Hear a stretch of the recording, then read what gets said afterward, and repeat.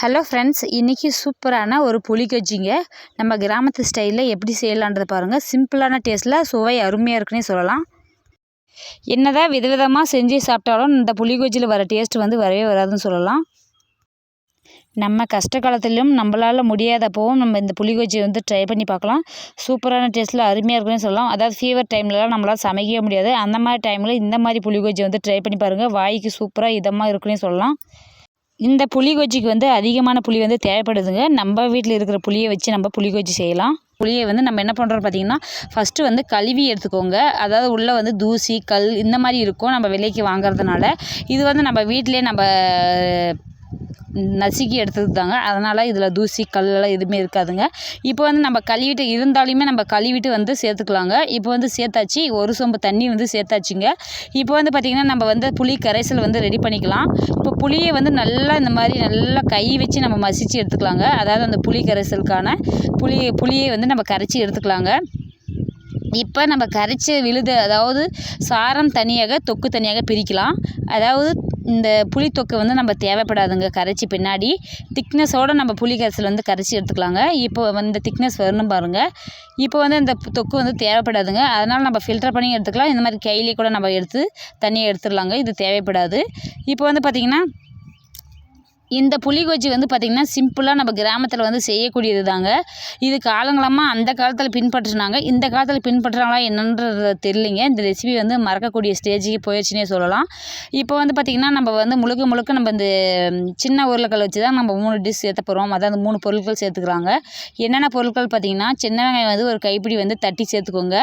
தோலை நீக்கிட்டு. சின்ன வெங்காயம் ரொம்ப நல்லதுன்னே சொல்லலாம். குளிர்ச்சி தரும்னு சொல்லலாம். ப்ளஸ் உடல் வெப்பத்தை குறைக்கும். ப்ளஸ் தலைமுடிக்கு ரொம்பவே நல்லதுன்னே சொல்லலாம். இந்த சின்ன வெங்காயம் அவ்வளோ நியூட்ரிஷன்ஸ் சத்துக்கள் உள்ளதுன்னே சொல்லலாம். இந்த சின்ன வெங்காயத்தில் கம்பல்சரி நம்ம சமைக்கும்போது சின்ன வெங்காயத்தை சேர்த்து சமைக்கும்போது அதனுடைய எக்கச்சக்கமான சத்துக்கள் நம்ம நிறைந்துள்ளதுன்னே சொல்லலாம்.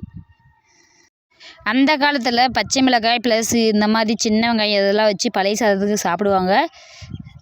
பூண்டு ஒரு 5 நசுக்கி சேர்த்துக்கோங்க. பூண்டு நல்லதுன்னே சொல்லலாங்க. அதாவது வயிற்றில் உள்ள கொழுப்பு பகுதியெல்லாம் குறைக்கக்கூடியதுங்க. ப்ளஸ் கெட்ட கொழுப்புலாம் ரிமூவ் பண்ணும். இந்த பூண்டுக்கு அவ்வளோ பெனிஃபிட் இருக்குன்னே சொல்லலாம். பூண்டு நம்ம அப்படியே சாப்பிட்லான்னா முடியவே முடியாதுங்க. அந்த மாதிரி சாப்பிட முடியாத டைமில் நம்ம இந்த மாதிரி, அதாவது புளிக்கொஜ்ஜி இந்த மாதிரி செய்யும்போது பூண்டு சேர்த்துக்கலாங்க. ரொம்ப நல்லது உடம்புக்கு. பச்சை மிளகாய் 2 தட்டி சேர்த்துக்கோங்க. ஏன்னா பச்சை மிளகாய் டேஸ்ட்டை கொடுக்குங்க. ப்ளஸ் நீங்கள் வயிற்று பிரச்சனை எதனா இருந்துச்சுன்னா, அதாவது அல்சர் இந்த மாதிரி பிரச்சனைகள்லாம் இருந்துச்சுன்னா நீங்கள் பச்சை மிளகாயை அவாய்ட் பண்ணிக்கோங்க. இப்போ பார்த்திங்கன்னா நம்ம இது நான் பச்சை மிளகாய் 2 சேர்த்து செஞ்சு காமிச்சிருக்கேன். இப்போ பச்சை மிளகாய் பார்த்திங்கன்னா டேஸ்ட்டை கொடுக்குன்னு சொல்லலாம். ப்ளஸ் பச்சை மிளகாயில் நிறைய சத்துக்கள் உள்ளதுன்னே சொல்லலாம். பட் அது வயிற்று புண்ணுக்கு அதிகமாக வயிறு எரிச்சலை உண்டாக்குன்னே சொல்லலாம். அதனால் வயிற்றுப்புண்ணு வாய்ப்புண்ணு இருக்கிறவங்க இந்த பச்சை மிளகாய் அவாய்ட் பண்ணுறது நல்லதுன்னு சொல்லலாம். இப்போ பார்த்திங்கன்னா இப்போ வெங்காயம் தட்டி போட்டாச்சு, பூண்டும் தட்டி போட்டாச்சு, பச்சை மிளகாயும் தட்டி போட்டாச்சுங்க. இப்போ சால்ட்டு கொஞ்சமாக சேர்த்துக்கோங்க. கல் உப்பு இல்லைங்க, தூள் உப்பு சேர்த்துக்கோங்க. நல்லா மிக்ஸ் பண்ணி விடுங்க. உப்பு கரையட்டுங்க. இப்போ நம்ம இதுக்கு பச்சை கொஜ்ஜிக்கு தாளிப்பு சேர்த்துக்கலாங்க. அதாவது ஒரு வானல் வச்சுக்கோங்க. வானல் நல்லா ஹீட் ஆகட்டுங்க. இந்த ஸ்டேஜில் ஆயில் தேவையான அளவு சேர்த்துக்கோங்க. ஆயில் நல்லா ஹீட் ஆகட்டுங்க. நம்ம இப்போ என்னென்ன சேர்த்துறோன்றதை பாருங்கள். அதாவது நமக்கு இந்த புளிக்கொஜ்ஜி பொறுத்த வரைக்கும் பார்த்திங்கன்னா, நம்ம சாதத்துக்கு சுட சுட சாதத்தில் சாப்பிட்லாம். இல்லைன்னா பழைய சாதத்துக்கும் சாப்பிட்லாம். சூப்பர் டேஸ்ட்டில் அருமையாக இருக்குன்னே சொல்லலாம். நெக்ஸ்ட்டு கடுகு 1 டீஸ்பூன் சேர்த்துக்கோங்க. அதில் கடலப்பருப்பு உளுத்தம்பருப்பு மிக்ஸிங் இருக்கணுங்க. நெக்ஸ்ட்டு பார்த்திங்கன்னா சின்ன வெங்காயம் தோல் நீக்கிட்டு சின்ன சின்னதாக கட் பண்ணி சேர்த்துக்கோங்க. சின்ன வெங்காயம் தாங்க சேர்த்தணும். நெக்ஸ்ட்டு கறிவேப்பிலை ஒரு கொத்து சேர்த்துக்கோங்க. இப்போ பார்த்திங்கன்னா லாஸ்ட்டாக சீரகம் 1 டீஸ்பூன் சேர்த்துக்கோங்க. சீரகம் கம்பல்சரி சேர்த்துணுங்க. நெக்ஸ்ட்டு பெருங்காயம் இருந்தால் 1 டீஸ்பூன் சேர்த்துக்கோங்க. நெக்ஸ்ட்டு ஒரு காரத்துக்கு தகுந்த மாதிரி நான் ஒரு 5 வரமிளகாய், அதாவது காய்ந்த மிளகாய்ன்னு சொல்லுவேன் இல்லையா, அது 5 கட் பண்ணி சேர்த்துக்கோங்க. நல்லா வெங்காயமும் ப்ளஸ் கறிவேப்பிலை எல்லாம் வதங்கணுங்க. இப்போ பார்த்திங்கன்னா சால்ட்டு கொஞ்சமாக சேர்த்து நல்லா மிக்ஸ் பண்ணிக்கோங்க.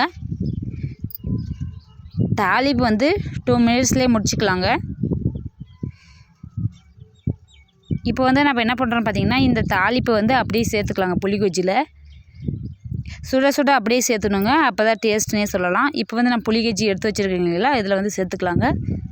சேர்த்துட்டு நல்லா மிக்ஸ் பண்ணி விட்டுக்கலாங்க. மிக்ஸ் பண்ணி விடுங்க. சுட சுட சாதம் வச்சு இந்த புளி கஞ்சி சாப்பிடும்போது டேஸ்ட்டு சூப்பராக இருக்குன்னே சொல்லலாம். வேறு லெவல் இருக்குதுன்னே சொல்லலாம். கிராமத்து ஸ்டைலில் இந்த புளி கஞ்சி நீங்களும் ட்ரை பண்ணி பாருங்கள். லாஸ்ட்டாக ஃபேவரட்டான கொத்தமல்லி தழையை தூவி சர்வ் பண்ணி சாப்பிட்டு பாருங்கள். அருமையான சுவையில் அட்டகாசமான கிராமத்து புளி கஞ்சி. இதே மாதிரி நீங்களும் ட்ரை பண்ணி பாருங்கள். நமக்கு தெரியாமையே நம்மளுடைய வீட்டில் இருக்கிற பொருளை வச்சு நமக்கு பிடிச்ச டிஷ் வந்து செய்கிறதுல ஒரு சந்தோஷம் இருக்குது பாருங்கள். அது சூப்பரான ஒரு ஃபீலிங்ஸ்னே சொல்லலாம். அதே மாதிரி ஆரோக்கியமான உணவை வந்து நம்ம டெய்லி எடுத்துக்கலாம். பட் வந்து சின்ன சின்ன டைமிங் மிஸ் அண்டர்ஸ்டாண்டிங்கால் நம்மளால் சமைக்க முடியாது. ப்ளஸ் வந்து உடல்நலம் சரியில்லாது இருக்காது. ப்ளஸ் நிறைய பிரச்சனைகள் வந்து மனிதர்களுக்கு இருக்குதுன்னே சொல்லலாம். அந்த மாதிரி சூழ்நிலைக்கேற்ப ஒரு சிறிய புளி கஞ்சி ரெசிபி தாங்க.